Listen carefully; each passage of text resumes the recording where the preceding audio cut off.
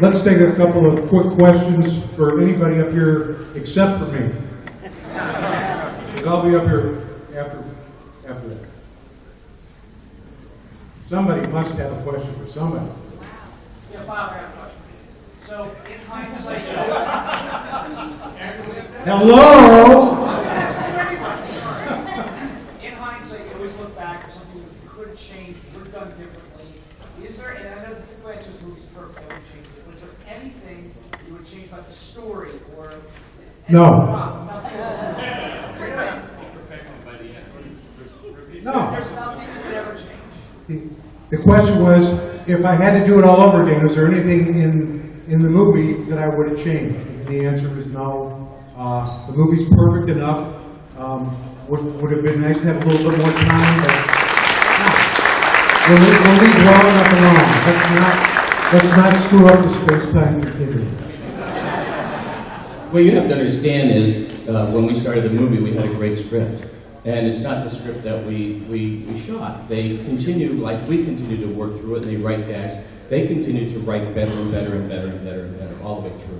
And as you know, when we get script changes, they come in different colors. So we know that this is different. We just need to take the old white pages out and put in a new color, be it mint, yellow, clear, whatever it is. And by the time we got to some mid-meeting, we had a meeting again in the middle of everything. And Dean Conde, our cinematographer, looked at the rainbow script that he had. He said, "Did I screw up? Am I the only person that still has one white page left in my script?" With the wide variety of cars to choose from, why did you choose the DeLorean? Okay, a lot of people have asked that question. Why do we choose a DeLorean? And of course, there's also the legend that the time machine was once a refrigerator. It was sort of a refrigerator. It was a time chamber that Doc made out of an old refrigerator with a glass door, so it was a cross between a refrigerator and a telephone booth. And Doc had to move it around on the back of a pickup truck. But one day, Zemeckis comes into the office as we're in rewrite mode and pre-production mode, and he says, "You know, it'd be a whole lot easier if we just built the time machine into a car. Then we could save the step of moving the vehicle. Then it's always mobile." And I said, "That's a good idea." And he said, "Let's make it a DeLorean. We use the gull-wing door." So I said, "Well, is there any other car with a gull-wing door?" "Oh, there was a Mercedes." "No, Doc would have a DeLorean because it was just too cool." John DeLorean, I think, was on trial at the time, so there was an outlaw aspect of it. And the gull-wing door gag made the "this is a car of the future" work so much better with the farm family. Are there people here who haven't heard the Mustang story? Just a couple, but people like it, I'll tell it.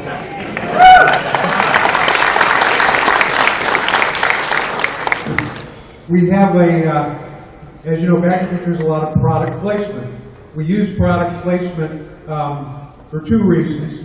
The most important reason in our movie is that seeing brand names give a sense of reality.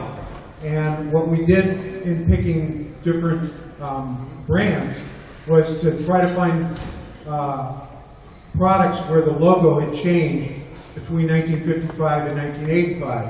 So we used Pepsi, but not Coke, because the Coca-Cola logo has never changed, and the Pepsi logo has. We used Texaco instead of Shell, because the Shell logo of 55 was the same as 85, and Texaco was way different.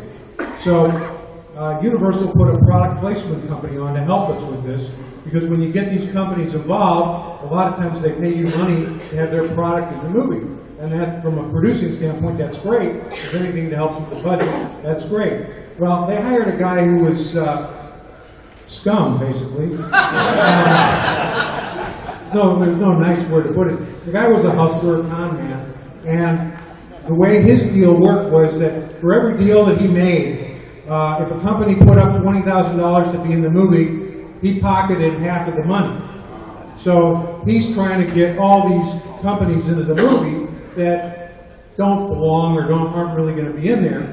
So one day, he's in my office with the woman from Universal, who's the Universal representative, and they say, "Bob, $75,000 for the production. If you change the DeLorean, to a Ford Mustang. And I looked at him, and I said, Richard, Doc Brown doesn't drive an effing Mustang.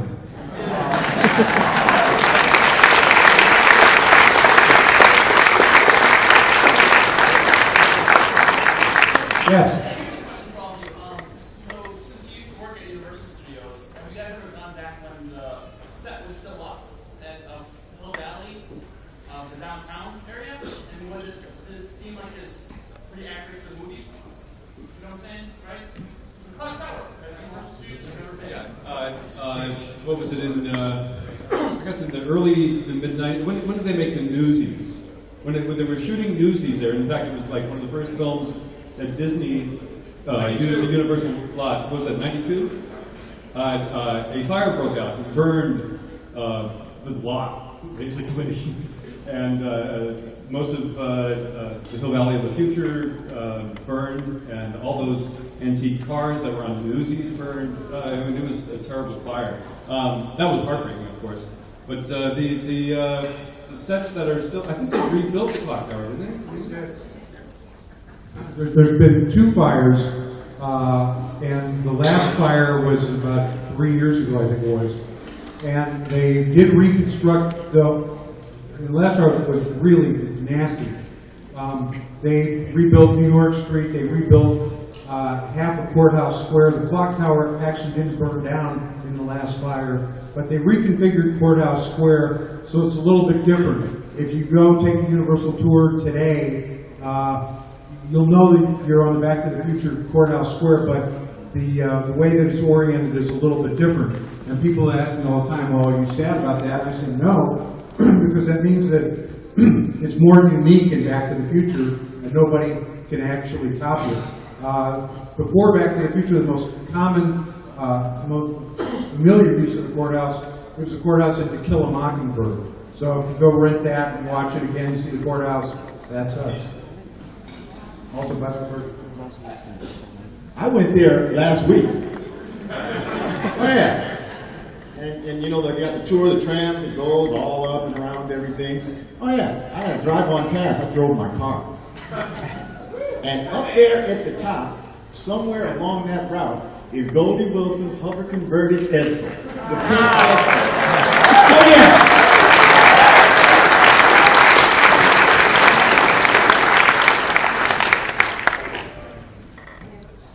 question. I was actually recently watching the extra section in one of the Blu-ray copies of Back to the Future, the anniversary collection, and based on your story about the telephone box, about the telephone box not being local, I actually heard a story about kids you changed it for another reason, that you didn't want kids to end up locking themselves in the refrigerator. The question was, in the supplements on the DVD, Bob Zemeckis talks about changing the time machine from a chamber to a car because we were afraid kids would go lock themselves up in the refrigerator. Well, not really. It's just a good story. It's a good storyteller. It sounds great. And then, of course, Spielberg goes and rips it off for the beginning of Indiana Jones and the Last Crusade. Can you comment on the Back to the Future game and how much influence you had on that script? Question was, can I comment on the Back to the Future game? How much influence did I have? I was a story consultant on it.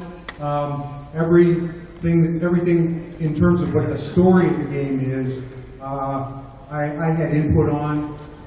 Some of the game stuff, that was all the game guys. They were all big Back to the Future fans. I got along really well with those guys. And if you want to have sort of a experience of what another Back to the Future movie could be, pick up the game. It's pretty simple. It's not one of these games where you have to have the reflexes of a 10-year-old. Are we going to do a sequel for the game? Are we going to do a sequel to the game? I don't know. That's what they felt. More you guys buy the game, maybe they will. Way in the back. I got a question.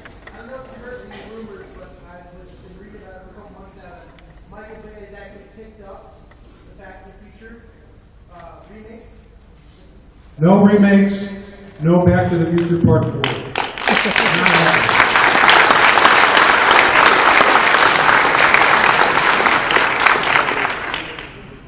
Yeah, Matt. Hi. I had a question actually for Claudia. Oh, Marty. Stand up. I like your outfit. Thank you.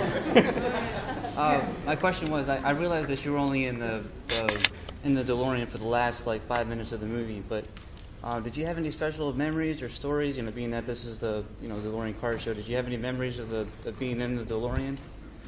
I just like that Michael and I can fit on one seat together. That still impresses me when I try and sit in it now. Thank you. Can we get everybody to take a group photo up?